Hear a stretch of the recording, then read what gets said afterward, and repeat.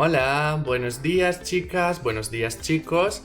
Hoy vamos a hablar de Pedro Calderón de la Barca, un dramaturgo español más importante del barroco junto con Lope de Vega.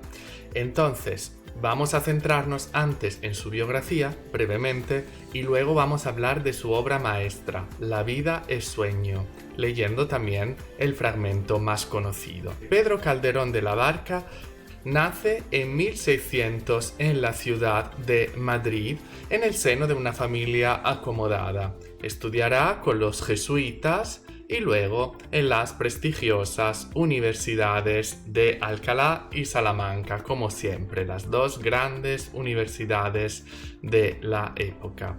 Estudiará Derecho Canónico y Civil. Tendrá también alguna pequeña experiencia militar, como también era normal en la época. De joven tiene una época bastante movida, será acusado de algunos pequeños crímenes, pero luego cambia de actitud y se convierte en una persona muy reflexiva con un carácter cerrado. Entonces en esto mucho más parecido a Góngora o a Quevedo que a Lope de Vega, que como sabemos tenía una vida muy mundana. Bueno, empieza a escribir muy pronto las primeras comedias. Era muy joven, tenía unos 20 años cuando empieza a escribir sus comedias y recibe los elogios de Lope de Vega, que era amadísimo, conocidísimo y muy apreciado por el público. Y después de la muerte de Lope podemos decir que Pedro Calderón de la Barca ocupa el sitio dejado por él. Se convierte en el responsable del teatro de Palacio del rey Felipe IV. Luego, a los 51 años, como era muy normal en la época, se ordena sacerdote y decide mudarse a Toledo, pero luego el rey lo quiere otra vez en su palacio y por eso vuelve al Palacio Real, esta vez como capellán real, o sea, el sacerdote oficial del palacio. La relación entre el rey Felipe IV y Pedro Calderón de la Barca es muy estrecha y muy productiva también.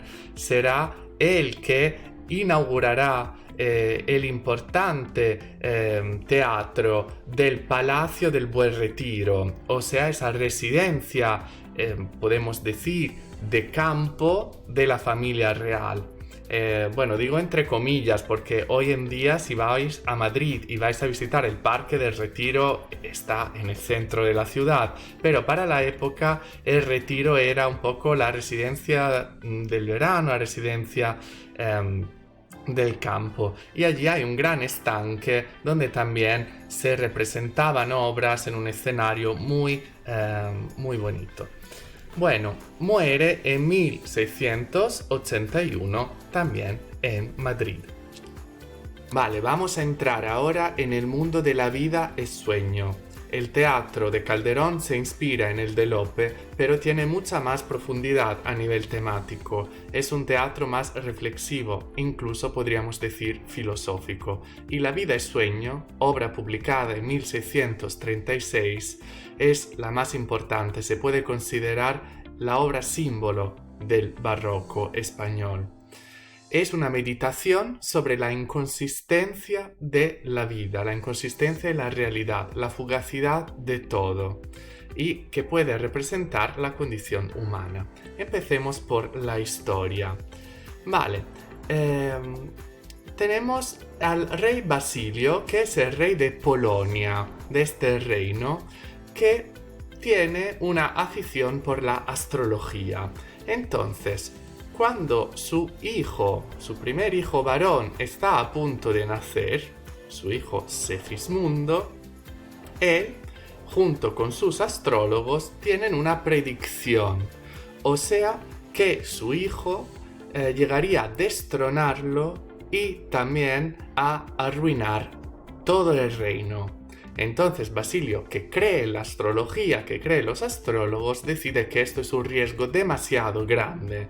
Por eso decide encerrar a su hijo Segismundo en una torre se queda allí totalmente aislado, no tiene contactos con nadie, ¿no? El único se llama Clotaldo, que es un ayo, es un siervo, un criado, que le da de comer, pero no tiene contactos con la realidad y no sabe nada del mundo exterior. Bueno, cuando Segismundo se hace mayor, su padre Basilio decide darle una oportunidad. Entonces lo pone a prueba. Le suministran un narcótico y luego lo llevan a palacio para ver cómo se comporta. Al despertarse en el palacio, Segismundo está muy confuso, no entiende nada porque nunca ha visto a tanta gente y todavía tiene los efectos del sonífero, así que empieza a comportarse bárbaramente, se comporta como un animal con violencia. El padre Basilio se asusta, entonces decide dormirlo otra vez y llevarlo otra vez a la torre. Cuando Segismundo se despierta en la torre, no comprende lo que ha pasado.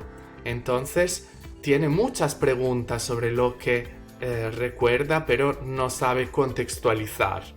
Entonces le hacen creer que todo lo que ha visto es un sueño, ¿vale? Y allí encontraremos el famoso monólogo o soliloquio que veremos a continuación. Pero Basilio no era un buen rey y no le gustaba al pueblo. El pueblo ahora sabe que tiene un heredero, entonces crean una revuelta popular, deciden liberar a Segismundo de la torre y lo quieren como nuevo rey. Segismundo entonces se encuentra delante de su padre Basilio, pero en lugar de vengarse de él, decide comportarse con prudencia y generosidad. Entonces Segismundo se arrodilla delante de su padre.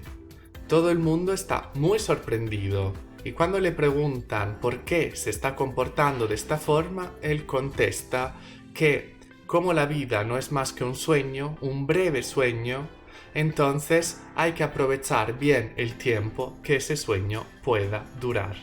Vamos a leer ahora el famosísimo soliloquio de Segismundo. Él ha vuelto a ser encerrado a causa de su comportamiento bárbaro, como hemos visto. Al despertar, reflexiona en este famosísimo soliloquio que algunos críticos han definido como el minuto de oro dentro del siglo de oro, reflexiona sobre lo que él cree haber soñado y sobre lo engañosas que pueden ser las apariencias. Vamos a ver. Sueña el rey que es rey y vive con este engaño mandando, disponiendo y gobernando, y este aplauso que recibe prestado en el viento escribe y en cenizas le convierte la muerte, desdicha fuerte. ¿Qué hay quien intente reinar viendo que ha de despertar en el sueño de la muerte? Vale, entonces aquí se empieza una comparación entre lo que le ha pasado a él, a Segismundo, o sea, algo que le ha pasado pero cree que es un sueño, y la condición humana en general, donde todo es apariencia, todo es fugaz, porque nos morimos pronto y, según la gente del barroco, luego empieza la vida real. Toda nuestra vida terrenal no es que un sueño. Entonces, los reyes, las personas poderosas, creen que son reyes y que gracias a este enorme poder pueden mandar, disponer, gobernar, pero no entienden que este aplauso popular pues lo reciben prestado porque dura muy poco y se escribe en el viento. Dura solo pocos momentos porque muy pronto la muerte los convierte en cenizas. ¿Vale? La idea típica del barroco, memento mori, recuerda que vas a morir. Desdicha fuerte, qué gran pena. Vale, entonces, ¿quién intentaría reinar sabiendo que tenemos que despertar muy pronto, muy rápidamente en el sueño de la muerte, ¿no? Si todo el mundo se diera cuenta de que la vida no es que un sueño, de que la vida es tan fugaz, ¿quién intentaría hacerse cargo de tantos problemas, tantas responsabilidades y tantas preocupaciones? Seguimos. Sueña el rico en su riqueza, que más cuidados le ofrece. Sueña el pobre que padece su miseria y su pobreza. Sueña el que a medrar empieza. Sueña el que afana y pretende. Sueña el que agravia y ofende. Y en el mundo, en conclusión, todos sueñan lo que son, aunque ninguno lo entiende. Vale, entonces ahora Calderón sigue con la idea de antes, o sea que todo es un sueño y que todos creemos ser alguien que en realidad no somos, porque todos estos papeles que interpretamos en nuestra vida en realidad no son nada en comparación con la vida verdadera, que es la vida del más allá. Entonces el rico sueña que es rico, pero en realidad esta riqueza le da más preocupaciones que otra cosa. Y aquí retoma un poco la idea de Góngora con Ándeme yo caliente. El pobre sueña que sufre su miseria, su pobreza. Entonces eso del dinero, como el poder que hemos visto antes, son cosas que hemos creado los humanos, hemos creado nosotros. Pero en el contexto general, en una visión global de vida ultraterrena, no es nada. Sueña el que a medrar empieza. Entonces hemos visto al rico, al pobre. El que medrar significa mejorar, o sea, el que está empezando a ganar y se está ilusionando, pero esto también es un sueño. Sueña el que afana, que tiene problemas y pretende, el que agravia y ofende, entonces las personas agresivas, etc. En el mundo, en conclusión, todos sueñan lo que son, ¿vale? Todos pensamos vivir una vida que no es, aunque ninguno lo entiende, aunque no nos damos cuenta de que estamos viviendo en un sueño. Vamos a terminar. Yo sueño que estoy aquí de estas prisiones cargado y soñé que en otro estado más lisonjero me vi. ¿Qué es la vida? Un frenesí. ¿Qué es la vida? Una ilusión, una sombra, una ficción. Y el mayor bien es pequeño, que toda la vida es sueño y los sueños son. Vale, y ahora después de esta reflexión general, Segismundo reflexiona sobre sí mismo, sobre su condición. Dice, yo sueño que estoy aquí en esta torre de estas cadenas cargado, pero soñé que en otro estado, en otra condición más agradable he estado, ¿no? Se está refiriendo a cuando ha salido de la torre para visitar el palacio. Pero dice, ¿qué es la vida? Es un frenesí, es algo que corre tan rápido que no puedes capturar. ¿Qué es la vida? Es una ilusión, una sombra, una ficción. ¿Veis? Eso es como el lema del barroco, donde la vida es una ilusión, una sombra, una ficción. Y el mayor bien, la riqueza, el poder, es pequeño, porque toda la vida es un sueño, y los sueños son solo sueños.